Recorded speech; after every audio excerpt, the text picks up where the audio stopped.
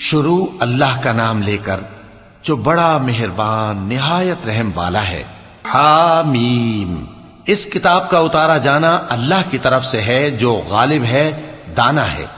بے شک آسمانوں اور زمین میں ایمان والوں کے لیے اللہ کی قدرت کی نشانیاں ہیں، اور تمہاری پیدائش میں بھی اور جانوروں میں بھی جن کو وہ پھیلاتا ہے یقین کرنے والوں کے لیے نشانیاں ہیں، اور رات اور دن کے آگے پیچھے آنے جانے میں، اور وہ جو اللہ نے آسمان سے ذریعہ رزق نازل فرمایا پھر اس سے زمین کو اس کے مردہ ہو جانے کے بعد زندہ کیا، اس میں اور ہواؤں کے گردش دینے میں عقل والوں کے لیے نشانیاں ہیں۔ یہ اللہ کی آیتیں ہیں جو ہم تم کو سچائی کے ساتھ پڑھ کر سناتے ہیں، تو یہ اللہ اور اس کی آیتوں کے بعد کس بات پر ایمان لائیں گے؟ ہر جھوٹے گناہگار پر افسوس ہے کہ اللہ کی آیتیں اس کو پڑھ کر سنائی جاتی ہیں تو ان کو سن تو لیتا ہے، مگر پھر غرور سے ضد کرتا ہے کہ گویا ان کو سنا ہی نہیں۔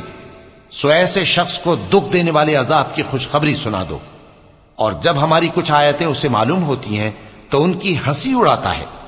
ایسے لوگوں کے لیے ذلیل کرنے والا عذاب ہے، ان کے پیچھے دوزخ ہے، اور جو بھی یہ کرتے رہے کچھ بھی ان کے کام نہ آئے گا، اور نہ وہی کام آئیں گے جن کو انہوں نے اللہ کے سوا معبود بنا رکھا تھا، اور ان کے لیے بڑا عذاب ہے۔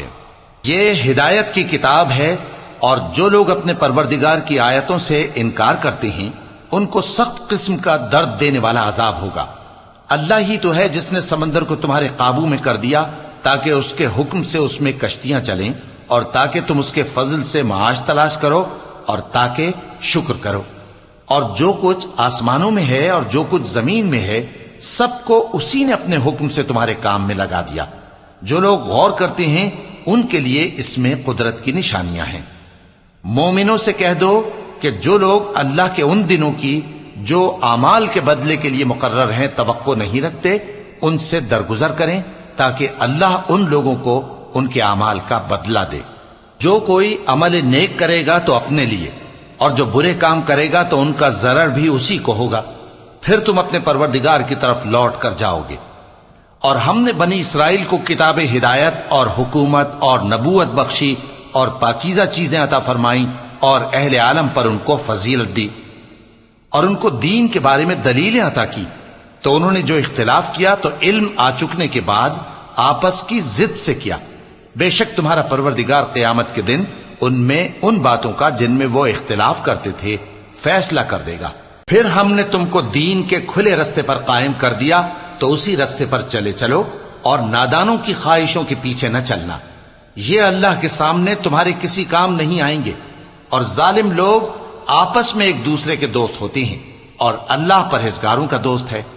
یہ قرآن لوگوں کے لیے دانائی کی باتیں ہیں، اور جو یقین رکھتے ہیں ان کے لیے ہدایت اور رحمت ہے۔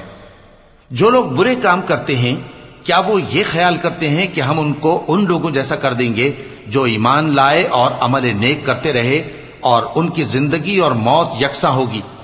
یہ جو دعوے کرتے ہیں برے ہیں۔ اور اللہ نے آسمانوں اور زمین کو حکمت سے پیدا کیا ہے، اور تاکہ ہر شخص اپنے اعمال کا بدلہ پائے، اور لوگوں پر ظلم نہیں کیا جائے گا۔ بھلا تم نے اس شخص کو دیکھا جس نے اپنی خواہش کو اپنا معبود بنا رکھا ہے اور باوجود جاننے بوجھنے کے گمراہ ہو رہا ہے؟ تو اللہ نے بھی اس کو گمراہ رہنے دیا، اور اس کے کانوں اور دل پر مہر لگا دی، اور اس کی آنکھوں پر پردہ ڈال دیا۔ اب اللہ کے سوا اس کو کون راہ پر لا سکتا ہے؟ تو کیا تم لوگ نصیحت نہیں حاصل کرتے؟